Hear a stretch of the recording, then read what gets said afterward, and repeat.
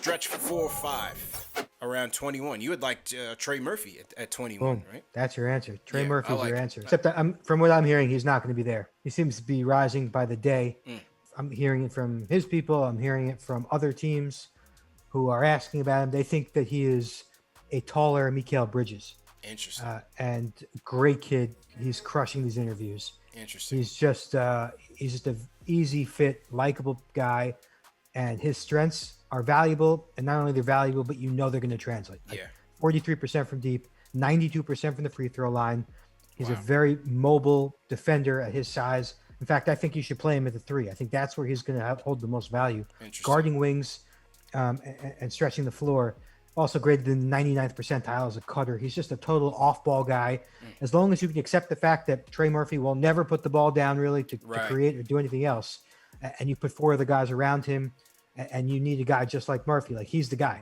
Yeah, I like him a lot, man. And even though, as you said, even though the shot creation ability is very limited, I just feel like with so many wings in the East, in the league, you need that guy that can give you that versatility, man. Whether it's playing the 3, playing the small ball 4, and then to be able to shoot the 3 as well as he does, man. I love his defensive intensity, and he's a splash brother as well, man. So Murphy's definitely an interesting prospect, but as you said, he's a hot prospect. Could be going before, he's hot. well before He's 21. hot. He's going to go in the teens, to be honest. That's where I expected. I put him at 17 in my last mock. I think he could be a Tibbs guy and a guy that you can use in multiple positions and give you some versatility out there, man. I know, Alex, you had Murphy up there and Rafael, you as well, right? Yeah. I have him right around where the Knicks are picking. Knockdown shooter at 6'9". Tough. I think he has a 7-foot wingspan or close to it. Why not? I mean, it's what every NBA team is looking for. I mean, look at a guy like Cam Johnson right now for the Suns, who's been killing in the playoffs for them. I think he fits into pretty much any team, that kind of archetype as, a wing shooter who can, defend 3s and 4s. I like the Cam Johnson comparison because we laughed on draft day when he was selected in the lottery, and Phoenix, I don't know if this was their plan, if they knew that they were going to be at where they are today, or they were high on them. But either way, that was more so a pick for fit as opposed to best player available. And if Trey Murphy ends up having a similar situation, that wouldn't surprise me.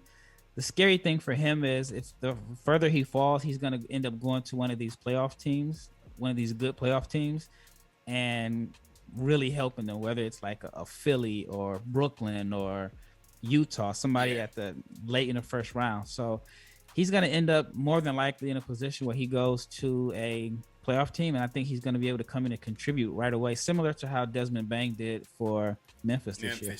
Yeah. What I love about this kid, and the reason that he's climbing up boards, is like, one, his positional versatility on the defensive end.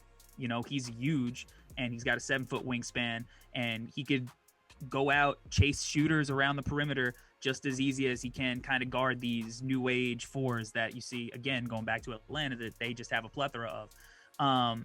So you love that about him, but I look at him kind of like Mikal Bridges. Like when Mikal had a little bit more pedigree coming in, right? He's coming off the national titles at Villanova. He had a little bit bigger offensive role. But Trey he transferred to Virginia, and he really showed that this is a kid who probably has, elite level role player upside.